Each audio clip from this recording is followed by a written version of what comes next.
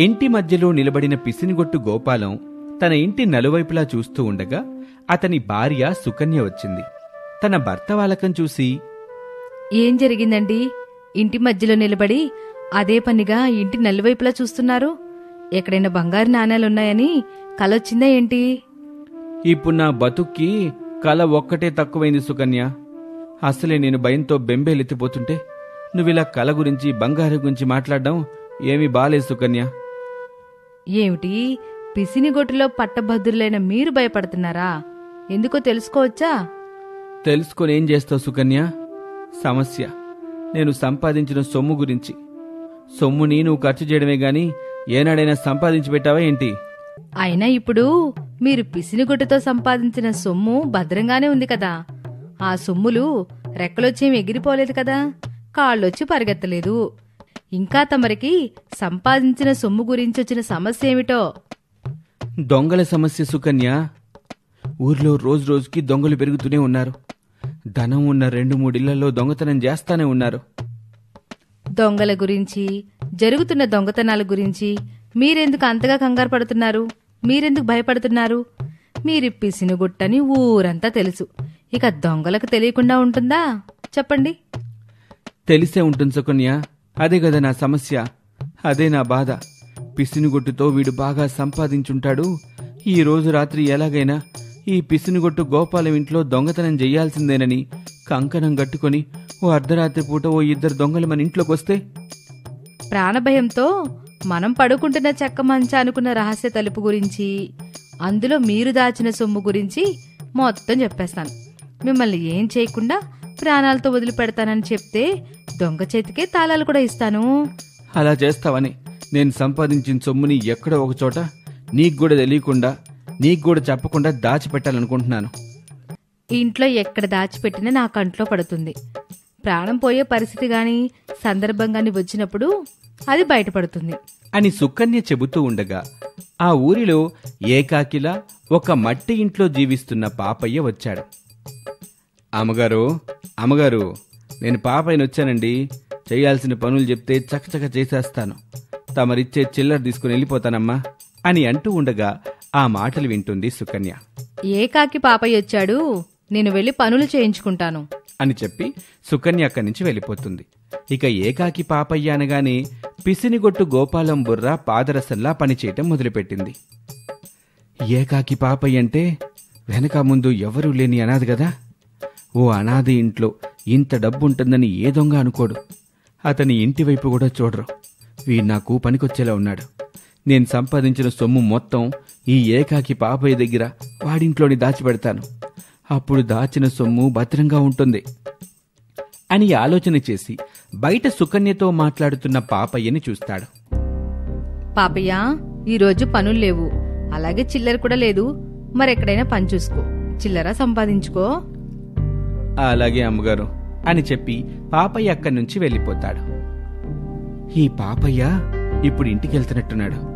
నేను నా సొమ్ము మొత్తాన్ని తీసుకుని పాప ఇంటికే వెళ్తాను అని అనుకుని పడక గదిలో మంచానికున్న రహస్య తలుపు తెరిచి అందులో నుంచి సొమ్మున్న సంచిని బయటకు తీసి భద్రంగా పట్టుకుని తన భార్య సుకన్యకి కూడా చెప్పకుండా పాపయ్య ఇంటికి వెళ్తాడు.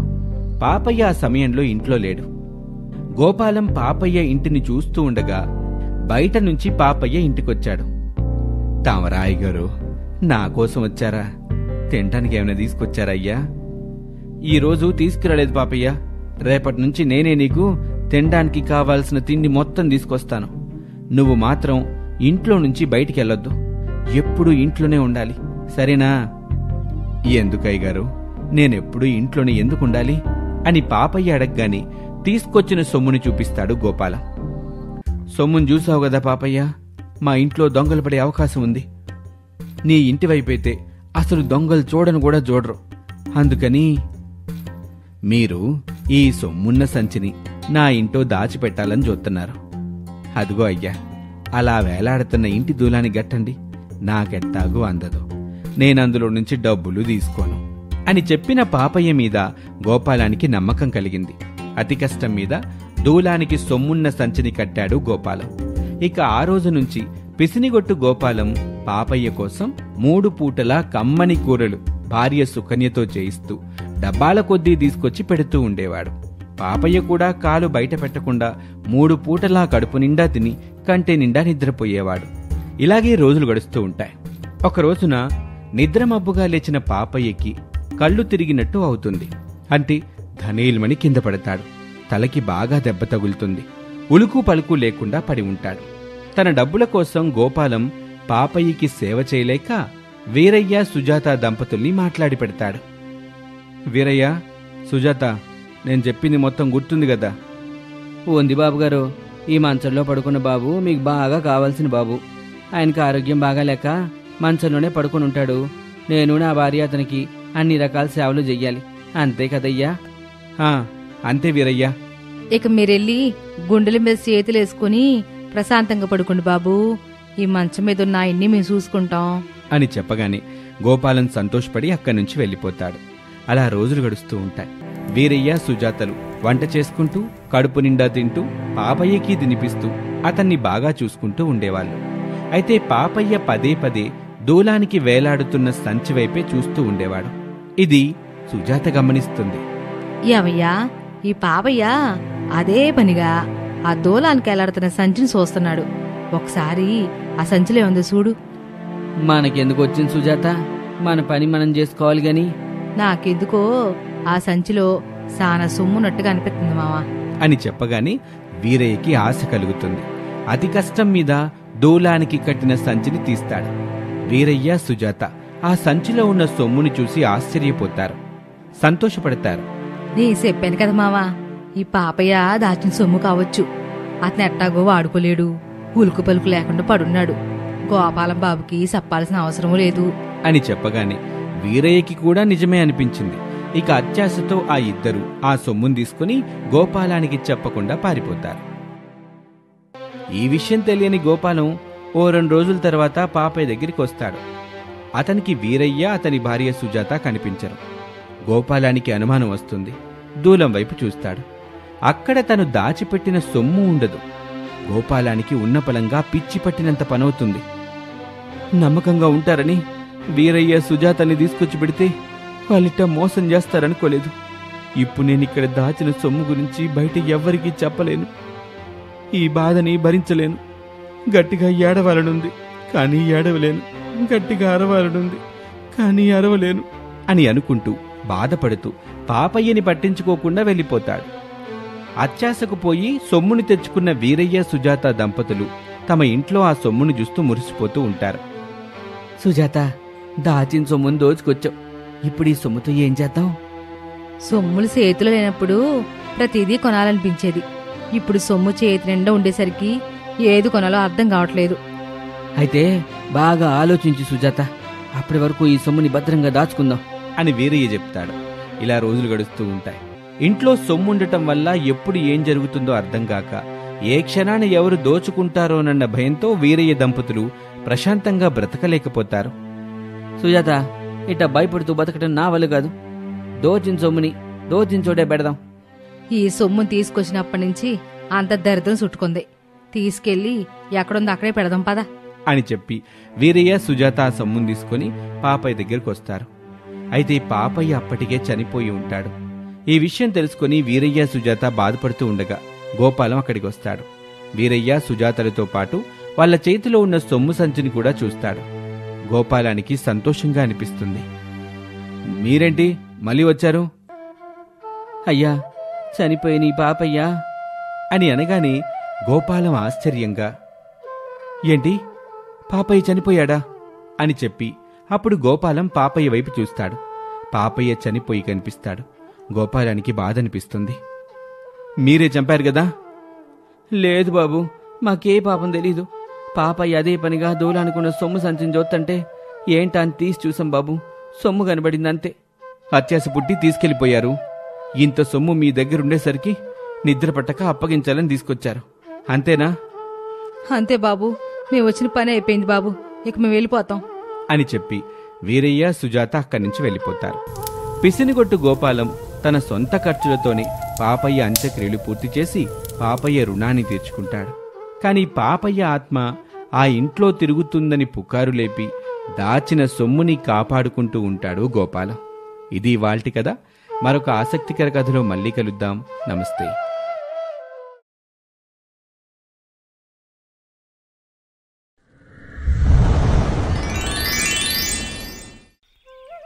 అది మిట్ట మధ్యాహ్నం. రైతు దంపతులు వీరయ్య, సుజాత పొలం గట్టున ఉన్న చెట్టు కింద కూర్చొని పచ్చడి మెతుకులు తింటూ ఉంటారు. అప్పుడే వీరయ్యకి పొలమారుతుంది. సుజాత అందించిన నీళ్లు తాగుతాడు వీరయ్య. తినేటప్పుడు ఇలా పొలమారిందంటే ఆప్తులు ఆయన వాళ్ళు ఎవరో మిమ్మల్ని తలుచుకుంటున్నారు. ఇంకెవరు సుజాత? తమ్ముడు సుధాకరే గావచ్చు. ఇంకా సుధాకర్కి మనకు గుర్తుంటావా మావా? పేరుకి సుధాకర్ మరిదైనా బిడ్డలా చూసుకున్నావు సుజాత. ఆడి మనసు నాకంటే నీకే బాగా తెలుసు కదా. కొడుకు మనసుని ప్రతి తల్లి అర్థం చేసుకుంటుంది కాని అంచనా వేయదండి. వదినమ్మా అని నోరార పిలిచి ఎన్ని రోజులయ్యిందో అంటూ సుజాత కన్నీళ్లు పెట్టుకోవటం వీరయ్య చూస్తాడు. అప్పుడు వీరయ్య ఓదార్పుగా ఇలా అంటాడు. బాధపడకు సుజాత, ఏ బంధం శాశ్వతంగా ఎప్పటికీ విడిపోదు. అన్నాదమ్ముల అనుబంధం, అన్నా చెల్లెళ్ళ అనుబంధం, భార్యాభర్తల అనుబంధం, ఇలా పెనవేసుకున్న ప్రతి అనుబంధంలోని మమతానురాగాలు మనసుని ఎప్పుడో ఒకప్పుడు తట్టి లేపుతాయి. తోడబుట్టిన మీ మాట వినకుండా నమ్మకుండా చెప్పుడు మాటలు విన్నాడు.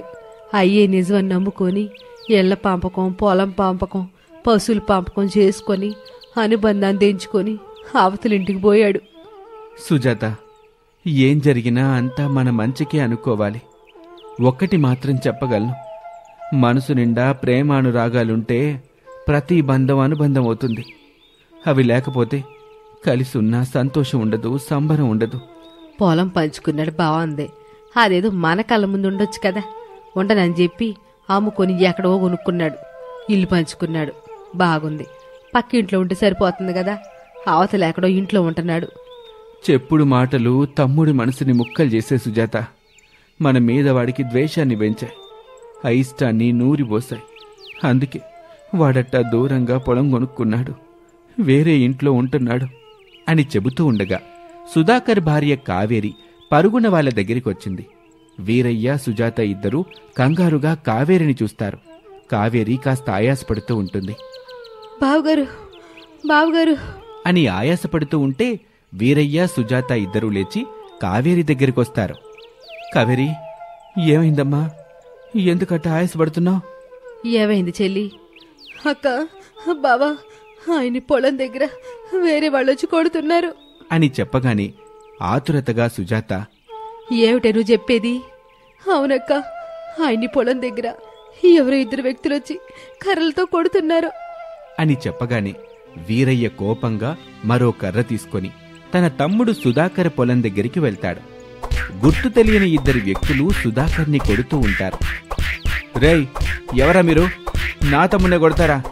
ఎంత ధైర్యంరా అని చెప్పి వీరయ్య వాళ్ళని అడ్డుకుంటాడు. బాగా దెబ్బలు తిన్న సుధాకర్ భయపడిపోతూ వీరయ్య వెనకాలకి వెళ్లి దాక్కుంటాడు. కోపంగా దినేష్ అనే వ్యక్తి, అయ్యా, మేము సరదాకి కాలక్షేపానికి మీ తమ్ముణ్ణి కొట్టడం లేదు. తీసుకున్న డబ్బులు చెప్పిన సమయానికి ఇచ్చిన గడువులోపు కట్టాలి కదా.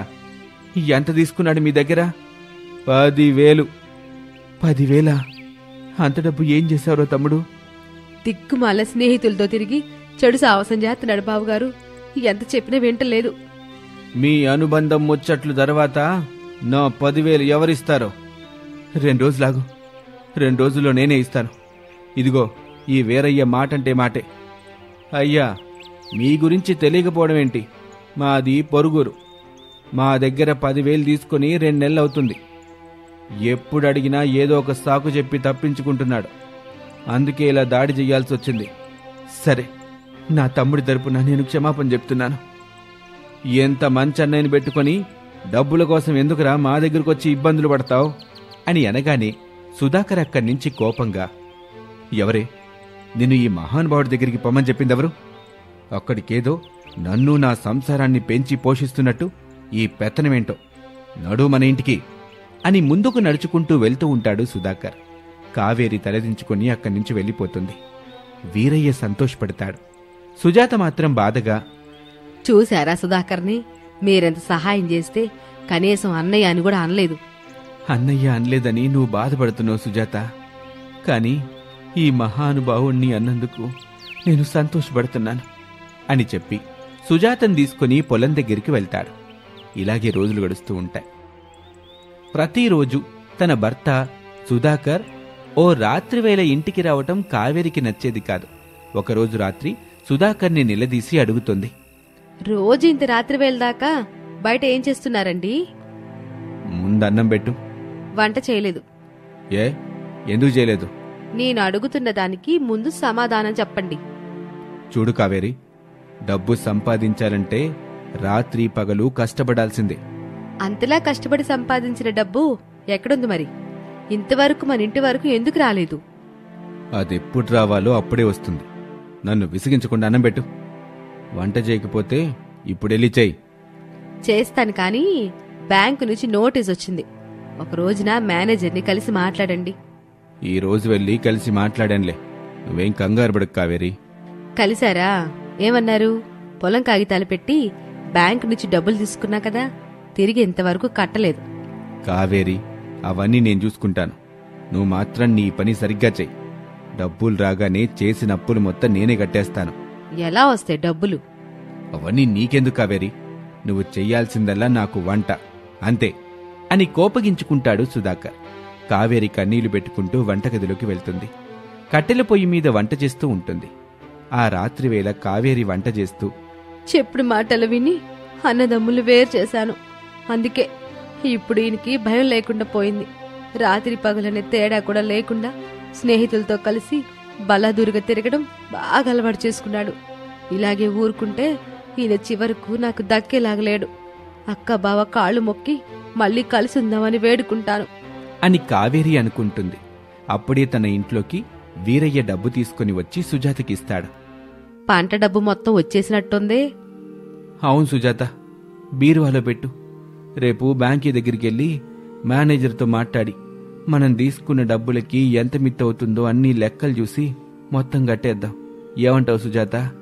ఈ డబ్బును చూడగానే నాకు కూడా అదే అనిపించిందండి అని సంతోషంగా వాళ్ళిద్దరూ మాట్లాడుకుంటూ ఉంటారు. అలా ఆ రోజు గడిచిపోతుంది. మరుసటి రోజున వీరయ్య పొలం దగ్గర పనిచేస్తూ ఉంటాడు. ఇంటి దగ్గర ఉన్న సుజాత, మెట్ట మధ్యాహ్నం కావస్తుంది, ఈయన ఇంకా పొలం నుంచి రాలేదు, బ్యాంకుకి ఇప్పుడు వెళ్తాడో ఏమో అని అనుకుంటూ ఉంటుంది సుజాత. ఇక మరోవైపు ఒక కారొచ్చి సుధాకర్ ఇంటి ముందు ఆగుతుంది. కావేరి ఆతురతగా ఆ కారు వైపు చూస్తుంది. Bank officer Purushottam, police officer Manohar దిగుతారు. ఇంట్లో నుంచి సుధాకర్, కావేరి బయటకొస్తారు.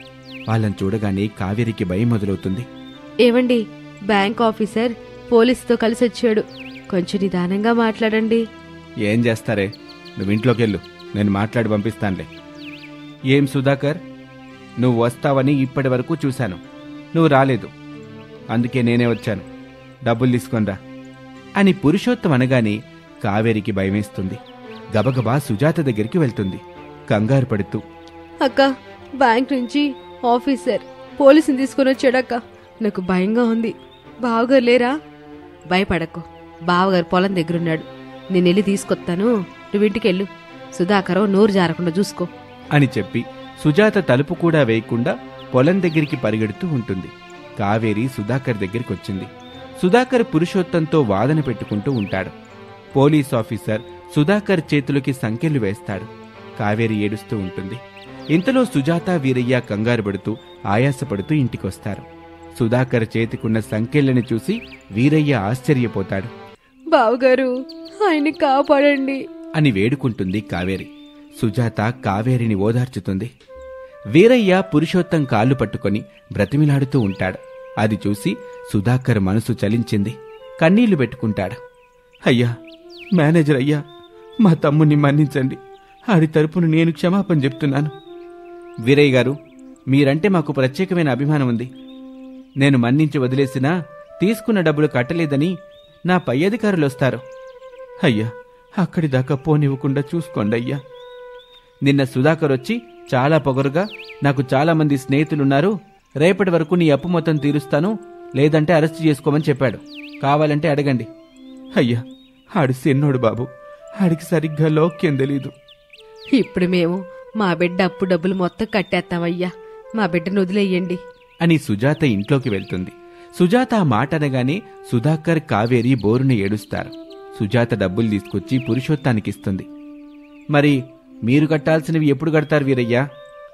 అయ్యా, నేను బ్యాంకీ దగ్గరికి వచ్చి కలుస్తానుగా. సుధాకర్, అవసరం ఉన్నప్పుడు, ఆపద వచ్చినప్పుడు అండగా నిలిచేది, ఆదుకునేది అనుబంధమే. నిన్న మీ అన్నయ్యని అడగొచ్చు కదా అంటే నేను అడగనని, స్నేహితులు ఉన్నారని అన్నావు. ఎక్కడున్నారు మరి నీ స్నేహితులు? అని పురుషోత్తం చెప్పగానే సుధాకర్ ఏడుస్తూ తలదించుకున్నాడు. పోలీస్ ఆఫీసర్ సుధాకర్ చేతులకి ఉన్న సంకెళ్ళు తీసేస్తాడు. అంతే, సుధాకర్ వీరయ్య కాళ్ళ మీద పడి ఏడుస్తూ ఉంటాడు.